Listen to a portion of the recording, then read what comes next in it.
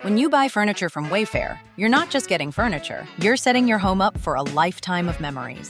Visit wayfair.ca today or download the Wayfair app. Furniture made for all of life's moments. That's Wayfair. Wayfair, every style, every home. Welcome back. First of all, congratulations. We did have a winner. JP in St. Lazare had the right answer. I was looking for The Star, that very funny TV series, which if you haven't seen it, you should find it because it's hysterical. Julia Louis-Dreyfus was the right answer. You know her, of course, better from Seinfeld, but that's who starred in Veep, where she plays a fictitious vice president of the United States. It's fantastic TV if you've never seen it. All right. So look, the mayor today, Soraya Martinez-Ferrada, coming out, two major announcements. One concerns body cams. The other concerns a new bylaw which will prevent you, or won't prevent you, but if you go ahead and insult a police officer, it could get you a fine, a ticket, etc. But more on that. I want to start with the police body cam situation. Alain Babineau is the director of racial profiling and public safety at the Red Coalition. We've been on actually just a couple of weeks ago talking about a variety of different issues at the time, which concerned the police chief, Fatty Daguerre. He is also a former RCMP officer. Alain, thank you for coming back. And I'm asking you the question about body cams, which I know we've obviously talked about this a lot. I brought this up earlier on to Jim Menney, one of our analysts on the show.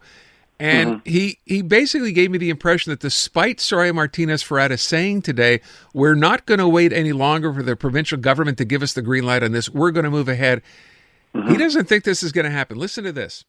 And you know what? Each of those laws got struck down. In fact, I think there was a bunch of people who got kettled during crowd control who wound up suing the city and winning and getting money for it. So, it's great to talk about it.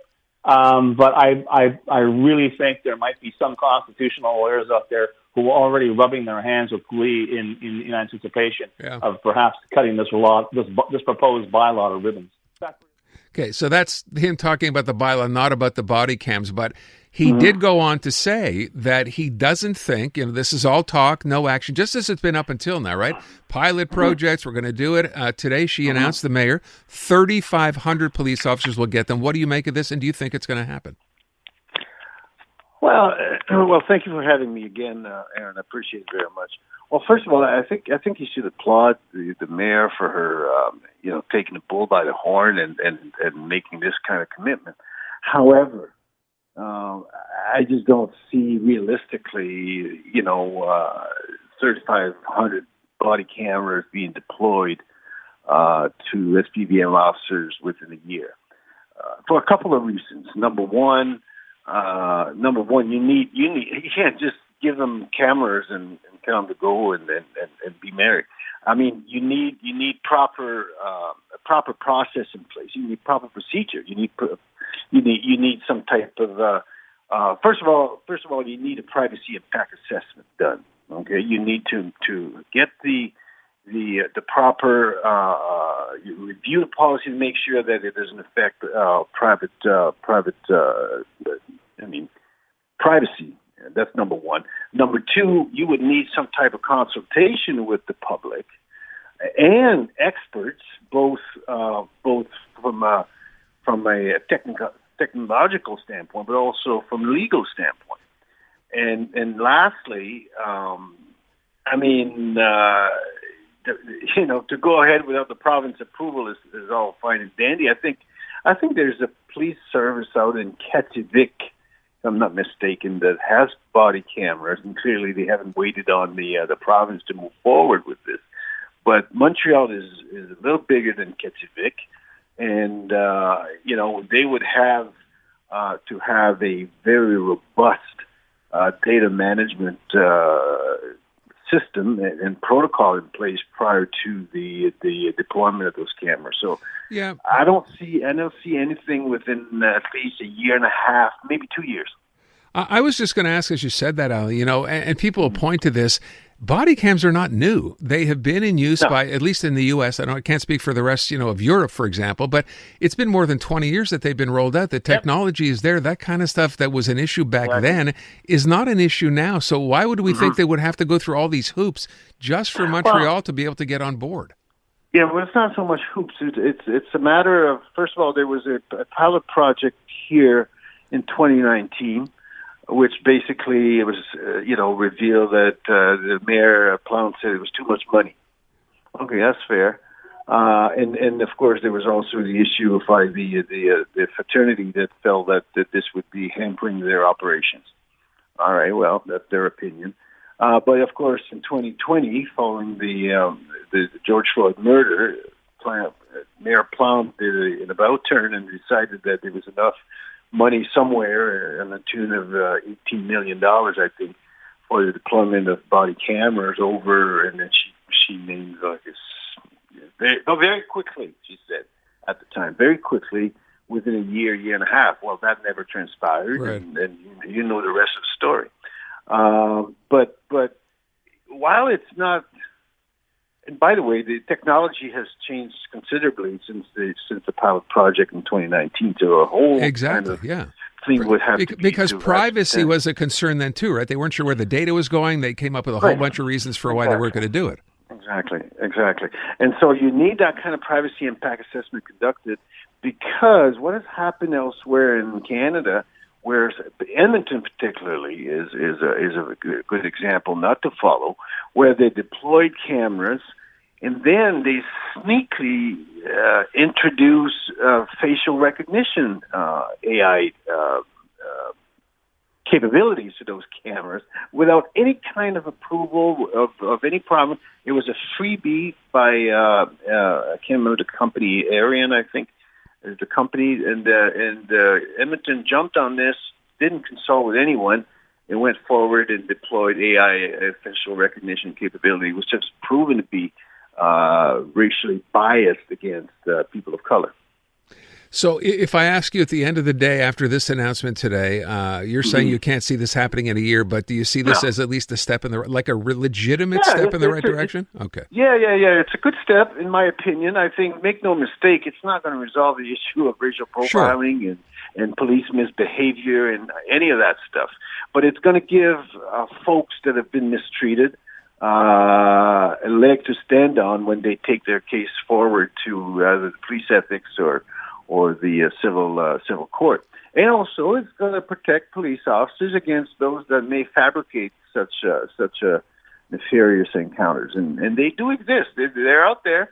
So it's a win-win situation, in my opinion, but it's not the end of racial profiling by any stretch of imagination. I'm going to say this, in Nova Scotia banned the practice of that's interpellation. We can go to that in your next phase. Go ahead. So what I was going to bring up, obviously, is the second part of the announcement this morning, which says we're going to do what apparently other Quebec municipalities have already done, like Laval, like Sherbrooke, like others, based on that incident where that man was insulting that SQ officer. So now the city is going to institute a bylaw where if you get caught doing that, you could be ticketed and you could get fined. Right. And what you heard Jimeni say was, you know what, it's a bylaw. It'll be challenged probably fairly quickly. I wonder what you think. Well, it's a little candy that the mayor sort of handed out to this fraternity, in my opinion, and some of the right wing folks that claim that this is a rampant practice of police officers being disrespected and so on and so forth. First of all, I don't think that's the case. Number one. Number two, she was wise enough to expand this to all city employees. But I would argue that probably 99.9% of the city employees that are going to use this bylaw will be the police. And so when I was back in 2019, when that public consultation on systemic racism was conducted, one of the things that surfaced through the public consultation was the use of incivilities. Okay, all bylaws that were disproportionately used against people of color and people unhoused and people with mental health.